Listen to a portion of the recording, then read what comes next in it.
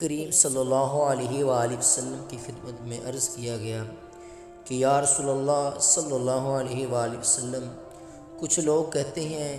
ہم شادی نہیں کریں گے، گھر نہیں بسائیں گے، بچے نہیں پیدا کریں گے، ہم صرف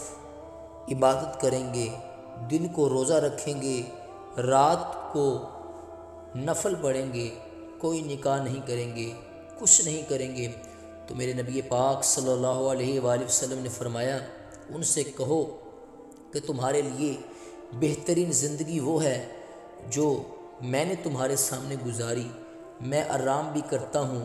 نکاح بھی کرتا ہوں، عورتوں کا حق بھی ادا کرتا ہوں،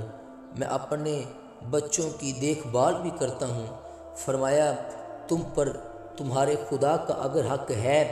تو تمہارے نفس کا بھی تم پر حق ہے، تمہاری آنکھ کا بھی تم پر حق ہے، وہ آرام کرنا چاہتی ہے۔ یہ ساری ترتیب ہمیں نبی پاک صلی اللہ علیہ وآلہ وسلم نے دی، لیکن ہمیں فرمایا کہ مقصود تمہارا خدا ہے، مقصود تمہارے رب کی رضا ہے، تمہارے نبی پاک صلی اللہ علیہ وآلہ وسلم کی غلامی، یہ تمہاری منزل ہے۔